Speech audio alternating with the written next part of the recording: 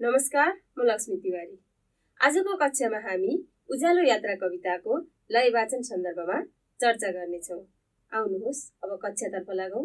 उज्यालो यात्रा कविताको लय वाचन गर्नुभन्दा पहिले हामी उज्यालो यात्राका कवि अर्थात् रचनाकार रामप्रसाद गेवालीको बारेमा पनि चर्चा गर्नु सान्दर्भिक देखिन्छ। उज्यालो यात्रा कविता नेपाली कविता साहित्यका समसामयिक धाराका प्रखर कवि रामप्रसाद गेवालीले लेखेका हुन्। उनी नेपाली कविता साहित्यका कुन धारा त समसामयिक धाराका मूर्धन्य प्रतिभा हुन्। रामप्रसाद गेवालीको जन्म विक्रम सम्वत 2024 साल वैशाख 11 गते भएको हो। विक्रम सम्वत 2024 साल वैशाख 11 गते जन्मेर हालसम्म अनवरत रूपमा नेपाली कविता साहित्यमा लाग्नुभएका रामप्रसाद गेवालीले नेपाली साहित्यका क्षेत्रमा कथा, उपन्यास, नाटक, छन्द, कविता संग्रहहरू लेखेर नेपाली साहित्यको फाँटलाई हराभरा र उर्वर बनाउन सफल भएका छन्। त्यसैगरी उनले नेपाली साहित्य यात्रामा साहित्यमै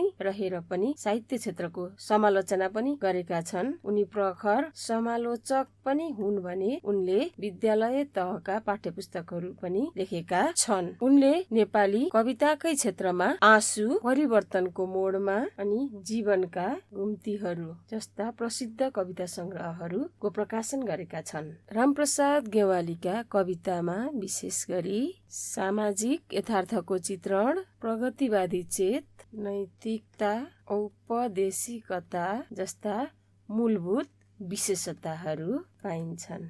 त्यसै गरी उनका कवितामा प्रकृतिको चित्रण, सामाजिकता अनि विशेष गरी नैतिक औपदेशिकता जस्ता विशेषताहरू पाइन्छन् भनेर मैले अघि चर्चा गरेँ। अब हामी उज्यालो यात्रा कविताको छन्दको सन्दर्भमा चर्चा गरौँ। उज्यालो यात्रा कविता अनुष्टुप छन्दमा रचित कविता हो।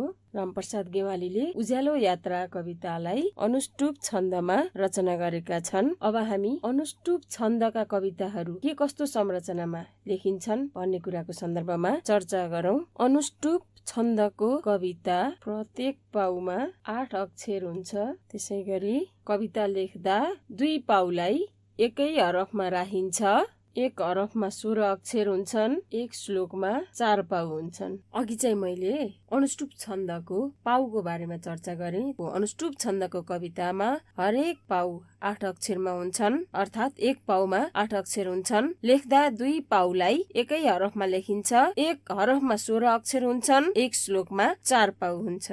यो चाहिँ पाउको कुरा भयो। अब मैले यहाँ लेखे अनुसार अनुष्टुप छन्दका कवितामा छुट्टै गण व्यवस्था नभए पनि यसमा हरेक पाउको 5औं अक्षर ह्रस्व हुन्छ भने हरेक पाउको 6औं अक्षर दीर्घ हुन्छ। त्यसै गरी यस छन्दको कवितामा पहिलो र तेस्रो पाउको 7औं अक्षर दीर्घ हुन्छ भने दोस्रो र चौथो पाउको 7औं अक्षर ह्रस्व हुन्छ। तर अन्य वर्णहरू हामीले जुनसुकै पनि लेख्न सकिन्छ। अब हामी उज्यालो यात्रा कविताको लय वाचन सन्दर्भमा चर्चा गर्नेछौँ। उज्यालो यात्रा कविता वाचन गर्दा 8 अक्षरको एक पाउ हुन्छ भने हामी 8औं अक्षरमा नै गएर विश्राम गर्छौँ। अब हामी रामप्रसाद गेवालीद्वारा रचित उज्यालो यात्रा कविताको वाचन गर्छौँ है। अघि मैले भनिसकेँ उज्यालो यात्रा कविता अनुष्टुप छन्दमा रचित छ। अनुष्टुप छन्दको एक पाउ 8 अक्षरको हुन्छ।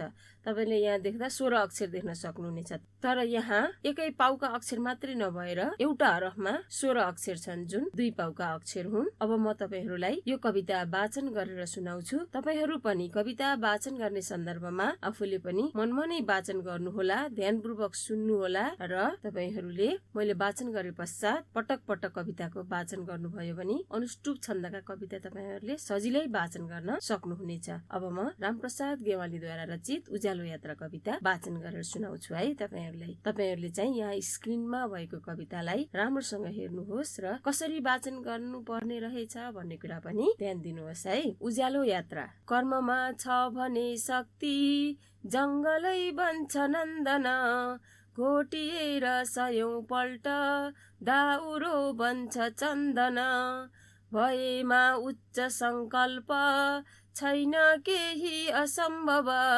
संकल्पैले बनेका हुन् महान मान्छेहरू सब, जसका कर्मले बन्छन् जिन्दगी हाँसिला सुखी, अरूको लिनुमा भन्दा दिनुमा बन्छ जो खुसी।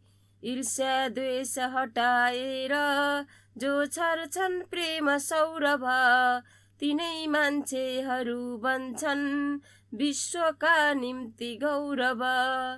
जसका भावना हाँस्छन् मनमा रागिनी भरी, जसका जिन्दगी बाँच्छन् रातका चाँदनी छरी, जसका कर्मले लिन्छन् उच्च जीवनका पथ, तिनैका पथमा हिँड्छन् मान्छेहरू सगौरव।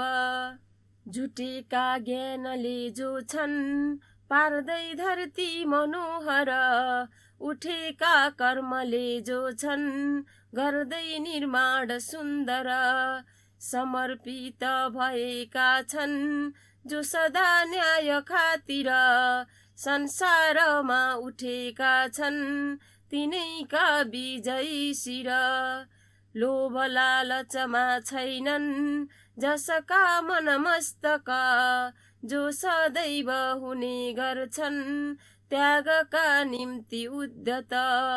उदात्त कर्मको यात्रा गर्दछन् जो सधैँ सधैँ, आदर्श नमुना मान्छे बन्दछन् विश्वमा तिनै।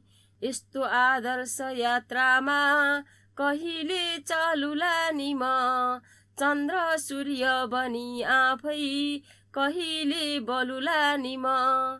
आफ्नै पौरखले बाटो कहिले खनुला नि म, सर्वोच्च कविता आफै कहिले बनुला नि म। सर्वोच्च कविता आफै कहिले बनुला नि म। हामीले कविता वाचन गरेर सकिसकेका छौँ। हामी आजको कक्षाको अन्तिम चरणमा आइपुगेका छौँ। जाँदा जाँदै म तपाईहरूलाई गृह कार्य दिन्छु। यो गृह कार्य गर्नुभयो भने तपाईँ यस कविताको लय वाचन, अनुष्टुप छन्दको नियमका सन्दर्भमा अल्मलिनु पर्दैन। गृह कार्य रहेको छ आजको। उज्यालो यात्रा कवितालाई गति, यति र लय मिलाएर वाचनको अभ्यास गर्नुहोस्। 2 मा रहेको छ कविताका कठिन शब्दहरू टिपोट गर्नुहोस् र अर्थ खोजेर लेख्नुहोस्। हामी आजको कक्षाको अन्तिममा आइसकेका छौँ। तपाईहरूलाई आजको कक्षा कस्तो लाग्यो? तपाईहरूका केही सुझाव र गुनासाहरू छन् भने हामीलाई भन्न नभुल्नुहोला। हामीलाई सम्पर्क गर्ने ठेगाना हो learning@dearwalk.edu.np। फेरि पनि अर्को पाठका साथमा उपस्थित हुने नै छु। त्यतिन्जेलसम्मका लागि बिदा हुन्छु। धन्यवाद। नमस्कार।